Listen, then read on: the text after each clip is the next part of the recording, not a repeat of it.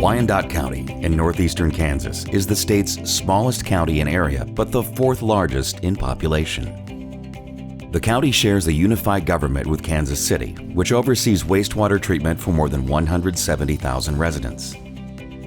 In the early 2000s, the population in western Wyandotte County was growing rapidly.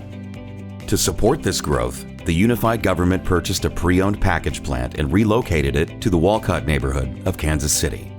Although the plant provided sufficient capacity for about 10 years, it was simply not viable as a long-term solution to meet continued growth and future treatment objectives. One of the big problems we had with the package plant was the fact that we're in the Missouri River floodplain. The package plant was actually installed down at the elevation of the fields. So when the Missouri River would come up, it actually inundated and surrounded the package plant a few times, which meant we had electrical reliability issues and we also had access issues getting to it. So when we started looking at the need to expand the capacity here in the Wolcott area, we recognized an opportunity if we did a major capacity upgrade, we could actually take some other pumping facilities offline, which would help reduce our long-term operating costs, which helps us reduce our rate that we have to charge our customers. Once the decision was made to embark on a long-term improvement project at the Wolcott plant, a number of wastewater treatment technologies were considered, including conventional activated sludge and SBRs. The main drivers in selecting a technology included footprint, increased capacity, the ability to meet future permit requirements, and a low cost of ownership. So as far as the main treatment objectives, the package plant that was here before this project was about 200,000 gallons per day, and the growth plan for this area meant that the new facility needed to handle a flow of around 2 million gallons per day, so that's almost a 10 times increase in flow. And then also it needed to meet new treatment standards. There are effluent requirements for nitrogen and phosphorus that this facility is having to treat that the prior package plant didn't. Biggest driver for us when we were evaluating technologies, and one of the things that really helped us settle on the aerobic granular sludge, was the fact that the footprint is so condensed. Because we had to bring in all this fill and raise the elevation so much, it really reduced our construction costs, and also because it's reduced facilities, it also helps reduce our long-term operating costs as well. Before a technology was selected, the unified government opted for a construction management at risk, or CMAR, delivery method. This approach offers a number of advantages such as flexibility, fast delivery, and cost transparency. One of the benefits of the CMAR process is by bringing that contractor entity on board, you're able to go out for early equipment procurement and other items. The AquaNereda process is really the heart of this treatment facility. It represents a large bulk of the equipment offerings. In being able to work with the CMAR, procure that equipment and scope early in the project, just after the 30% design milestone, allowed the rest of the facility to be tailored, designed to that process. So we could really understand what the impacts were going to be, what the footprint was going to be, the layout, looking at 3D models, knowing exactly how it was going to lay out and operate once it was constructed. And we were able to do that in real time. So we were able to understand what the cost impacts would be for construction, also for operation going forward. After extensive evaluation of the options, the unified government selected AquaNereda aerobic granular sludge technology. This advanced secondary wastewater treatment system from Aqua-Aerobic Systems employs a unique three-phase process that's been proven in nearly 100 operating plants.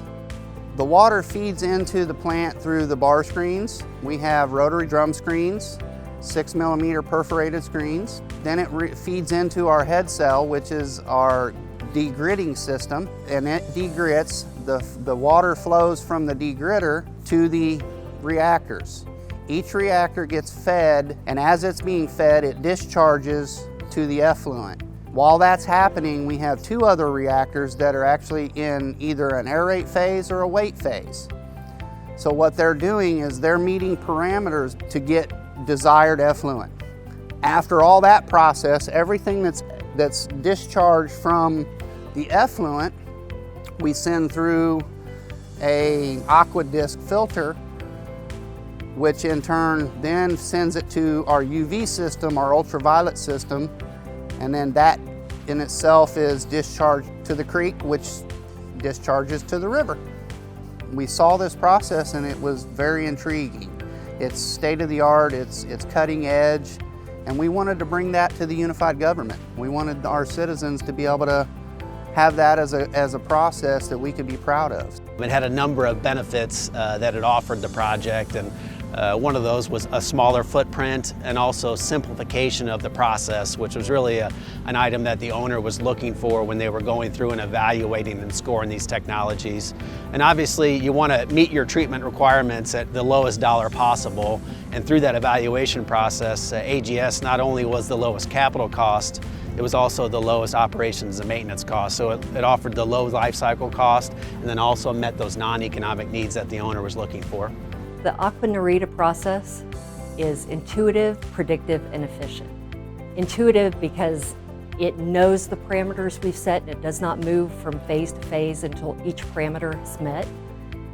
Predictive, when we have rain events, it predicts the rain and assesses how much rain we're getting and then shortens the cycles. And efficient, it's a very small footprint. And you go from one end to the other very quickly and everything's taken care of in 3 reactors. If you maintain the probes and keep everything clean and calibrated, the system basically runs itself. Polymer usage, we only use about 3 gallons of polymer a day. In our other facilities, in our other processes, we use hundreds of gallons of polymer per day. We thicken it up to the point where we go from less than 1% solid to a 4% solid, and then we haul that away to our other facility. So we just haul it off. That was the driver for not doing dewatering here on this facility.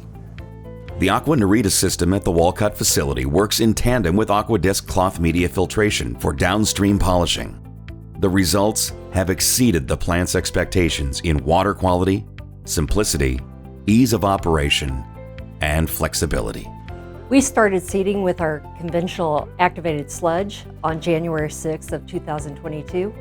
We hauled in 180,000 gallons, and within a week, we were already settling at 5-minute mark.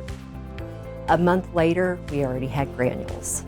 Our permit limits basically were a 30-45 or a 45 weekly, 30 monthly permit limit for our BOD and TSS. We are actually averaging less than 10 on our effluents on both of those fronts. Ammonia limits, they vary throughout the year. Our lowest limit we have here at this facility is 0.6 milligrams per liter, and we're achieving less than 0.4 consistently across the boards. Phosphorus, we have a limit of less than 1 milligram per liter. We're achieving 0.8 on average. We have a nitrogen limit of less than 10. We're averaging less than 2 or right at 2. Performance-wise, the plant is doing exactly what it's supposed to do.